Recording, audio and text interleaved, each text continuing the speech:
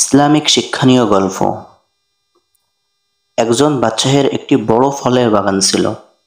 বাগানটি ছিল বিভিন্ন স্তর বিশিষ্ট, অর্থাৎ কোথাও আপেল, কোথাও কমলা ইত্যাদি গাছে ভরপুর। বাদশাহ একদিন তার নিকটের একজন প্রহরীকে ডাকলেন। প্রহরীর হাতে একটি ঝুড়ি দিলেন এবং তাকে আদেশ দিলেন ঝুড়ি ভরে ফল আনার জন্য। এবং বাদশাহ লোকটিকে একটি সুসংবাদ দিলেন যে তিনি লোকটিকে পুরস্কার দিবেন, কিন্তু শর্ত হলো বাগানের একই অংশে দুইবার হাঁটা যাবে না। তখন প্রহরী ভাবল, এটা তো কোনো কঠিন কাজ নয়, এক দরজা দিয়ে ঢুকবো, অন্য দরজা দিকে বের হয়ে যাব, তাহলেই তো হয়ে যাবে।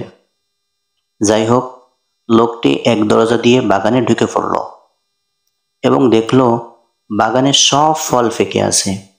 সে যে অংশে প্রবেশ করল সেখানে দেখতে পেল অনেক সুন্দর সুন্দর নানা জাতের ফল পড়ে আছে। কিন্তু প্রহরী ভাবল অন্যদিকে গিয়ে দেখে আসি, হয়তো আরো ভালো ফল পেতে পারি। এভাবে সে আরো ভালো ভালো ফলের সন্ধান পেল। পরে তিনি সেখান থেকে কিছু ফল সংগ্রহ করে নিলেন এবং তিনি পরে আবার ভাবলেন আরো ভালো ফল সামনে পাবেন এবং সেখান থেকে নেবেন। সেখানে গিয়ে দেখলেন এ কি অবস্থা, বাগানের এই অংশে কোনো ফল নেই। এখন সে ভাবতে লাগলো, আমি যদি বাগানে প্রথম থেকেই ফল সংগ্রহ করে নিতাম তাহলে আমাকে রিক্ত হস্তে ফিরে যেতে হতো না। আমি এখন বাচ্চাকে কিভাবে মুখ দেখাবো? উক্ত ঘটনার বর্ণনার পর ইমাম গাজ্জালী রহমতুল্লাহ বলেন, প্রিয় বন্ধুরা, বাগানের সেই প্রহরী হলে তুমি, আর বাচ্চা হলো মহান সৃষ্টিকর্তা। উক্ত বাগানে আছে তোমার জীবনের নানা ফাঁক ও ফাঁদ। তোমাকে সেখান থেকে বেঁচে থেকে ভালো কাজগুলো সংগ্রহ করে বেঁচে থাকতে বলা হলো। কিন্তু তুমি প্রতিদিন ভাবো কাল থেকে আমি ভালো কাজ শুরু করব, কিন্তু করো না। এরপর কাল থেকে করব, এরপর থেকে করব, এভাবে করে আর কতদিন করবে? প্রিয় বন্ধুরা, আজকের এই ইসলামিক গল্প থেকে শিক্ষা লাভ করো এবং আজ থেকে সৎ কাজ শুরু করো। কালকের অপেক্ষায় কেন আসো? কাল হয়তো তুমি নাও পেতে পারো। তাই যখনই সুযোগ মিলবে তখনই তোমার জীবন থেকে সুবিধা লুটে নিবে, জীবনকে নেক কাজ দিয়ে ভরপুর করে তুলবে।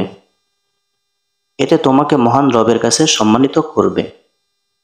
আর তোমার জীবন থেকে সুবিধা আদায় করে না নিতে পারলে একদিন ওই মওলার কাছে তোমাকে রিক্ত ও শূন্য হস্তে দাঁড়াতে হবে। সেদিন তোমার হাতে না থাকবে সময়, না থাকবে সুযোগ। তাই বন্ধুরা, তোমার মূল্যবান জীবনকে কাজে লাগিয়ে পরকালের জন্য তুমি সম্বল জোগাতে থাকো। আর কোনো দেরি নয়, এখন থেকে শুরু করো, কারণ কাল কালই থেকে যায়, কাল কখনো আসে না। পরিশেষে এই ইসলামিক গল্প থেকে শিক্ষা অর্জন করতে পারলেই আমাদের পরিশ্রম সফল। এটি তোমার বন্ধুদের সাথে শেয়ার করে তাদেরকেও হিদায়াতের ডাক দেওয়ার অনুরোধ রইল, কারণ একজন মানুষ তোমার কোনো সহযোগিতার মধ্য দিয়ে হিদায়াত গ্রহণ করলেই তুমি সফল। পরবর্তী ভিডিওয়ে আবার আপনাদের সঙ্গে কথা হবে। ততক্ষণ সকলে ভালো থাকবেন, সুস্থ থাকবেন। আল্লাহ হাফিজ। আসসালামু আলাইকুম ওয়া রাহমাতুল্লাহ।